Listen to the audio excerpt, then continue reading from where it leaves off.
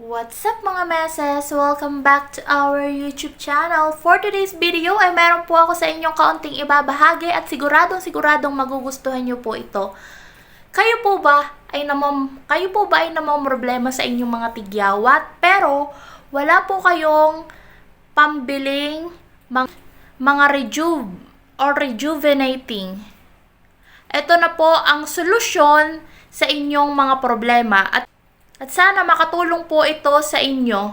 At syempre, kung interesado ka sa videong ito, panoorin mo hanggang dulo.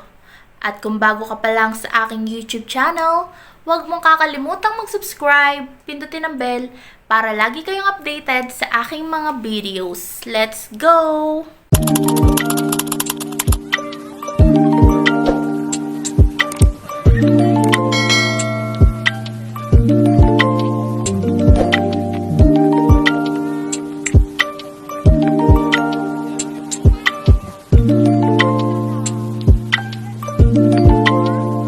Okay mga meses, alam kong ito po ay nakikita nyo lang sa inyong mga kusina. At alam ko po meron kayo nito. Hindi po ito masakit sa bulsa. Kaya kung wala man po kayong ganito, ay pwede po kayong bumili. Ito po ay napakamurang halaga lang. At ito po ay ang kamatis. Ito po ang resolba sa inyong mga problema. Dahil ito po ay aking subok na. Alam nyo mga meses, dati, ang ginagamit ko ay lemon. Dahil nga nandito ako sa Saudi Arabia, ay hindi dito uso ang mga rejuvenating. Hindi kagaya sa Pinas na talagang halos karamihan sa mga babae ay gumagamit na ng rejuvenating or mga pampahid sa muka. At so, ayun nga mga meses, yung mga ginagamit ko lang po sa aking muka ay yung mga nakikita ko lang po dito sa kusina. At nung una nga po, yung lemon ang aking ginamit, humiyang naman po siya. Kaso, ang aking amo ay bibihira pong bumili ng lemon, hindi po kagaya ng ibang employer dito sa Saudi na talagang hindi nawawala ng lemon sa rep. Pero ito, lagi silang meron ito dahil nga po, pag nagluluto sila ng kabsa ay hindi sila nawawala ng kamatis. So, simulan na natin mga meses. Ang una lang po natin gagawin ay ipupuyod ko muna ang aking buhok. Alam nyo mga meses, dito na ako tinigyawat. Siyempre, hindi naman maiiwasan na hindi tigyawatin dahil nga, siyempre, hindi maiiwasan ang puyat. Okay mga meses, ang una ko pong gagawin ay huhugasan ko muna itong kamatis.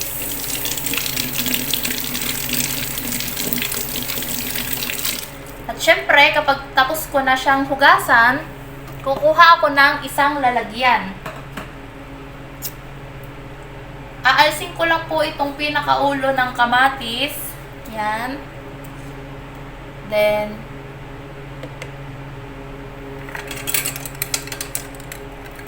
kukuha lang din po ako ng salaan. So, yan mga meses.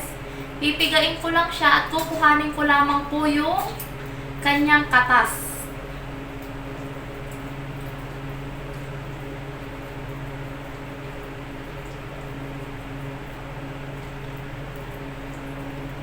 At ayun na nga po mga meses, nakuha ko na ang kanyang katas. Yan.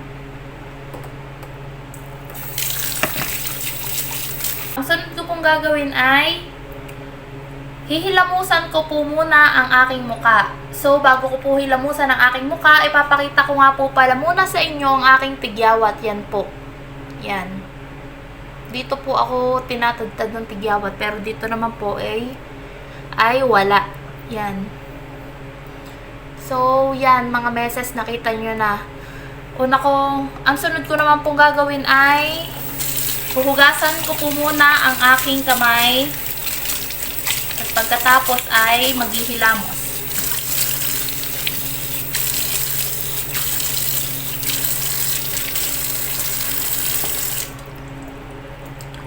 At pagkatapos nga mga meses, sabunin po muna natin ng mild ang ating mga muka. Kahit ano pong brand ng sabon. Ang akin po kasi ang gamit ko ay facial wash. Vitamin C. So, yan.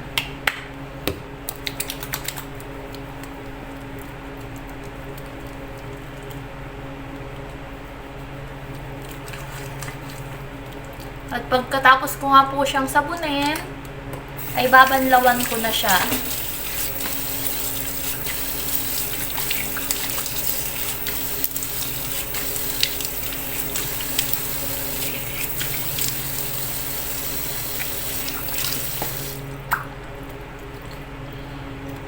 At pagkatapos ko po siyang banlawan, ay pupunasan ko muna siya at tutuyuin. Yan. Kita nyo naman mga meses na pinunasan ko siya ng tissue. Mas maganda meses kung ang gagamitin nyo ay tissue. Kasi baka mamaya pag towel ang inyong ipinunas ay masyadong may towel kasi na matalas. Tapos hindi pa natin alam na baka mamaya gamit na madumi. Baka lalo pang maging irritable ang ating mga mukha, kaya tissue po ang aking ginagamit. At pagkatapos ko nga po siyang tuyuin, itong katas ng kamatis ay ipapahid na natin doon sa bahaging merong tigyawat sa ating mga mukha. At kapag tapos na nga po natin siyang ilahid sa mga parte ng ating mukha na merong pimples, ay lalahidan na rin po natin buong mukha.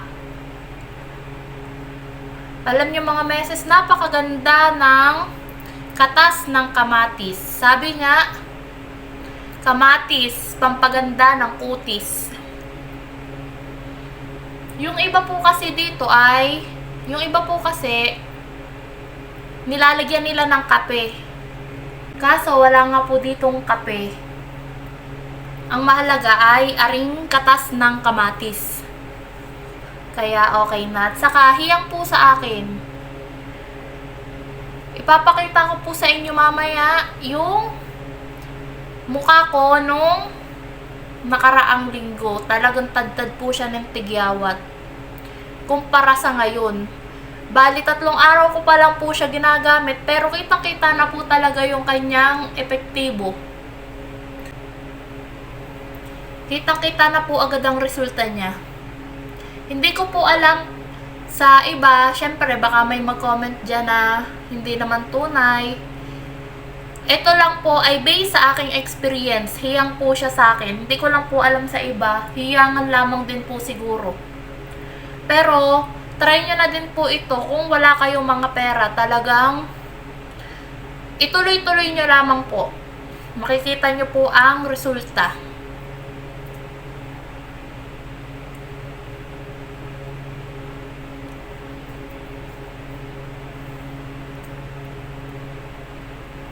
So, ayan mga meses. Tapos ko na nga siyang lahidan.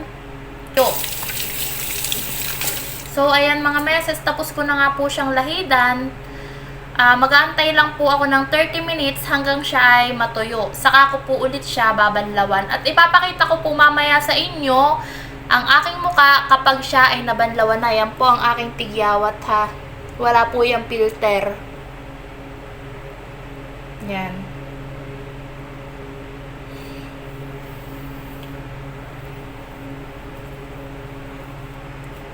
Babalikan ko po kayo mamaya mga meses.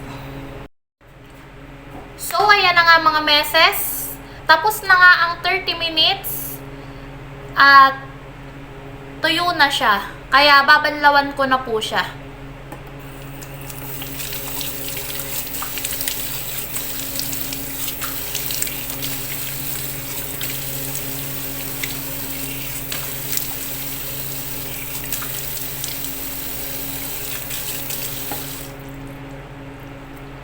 Yan, maglalagay lang po uli ako ng kaunting face wash. Then, banlaw.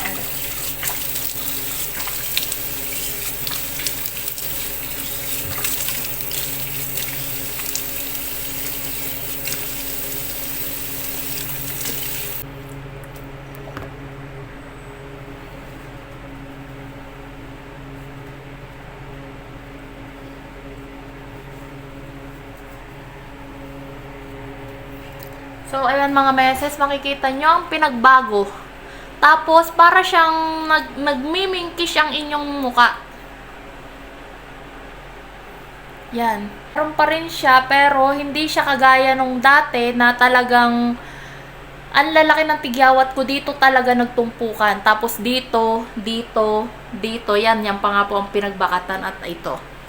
Pero ngayon, iba-iba na po siya. Yan, makikita nyo naman po na siya ay parang glass skin. Tapos namimingkish-mingkish po ang garni ko. Yan mga meses. Ito na lang. Are, nung isang araw po ay sobrang laki talaga. Tapos dito tumpukan talaga dahil nga po hindi may iwasan, lalo pag may bisita ay talagang mapupuyat. Ganun po talaga pag nasa ibang bansa, makaka-experience ka po talaga na tigyawating ka. Pero ngayon, dito sa side dito, wala na siyang tigyawat dito, bali dito na lang po ang aking problema. At i-recommend ko po sa inyo itong kamatis dahil sobrang ganda po ng katas niya. Hindi na po kayo gagastos.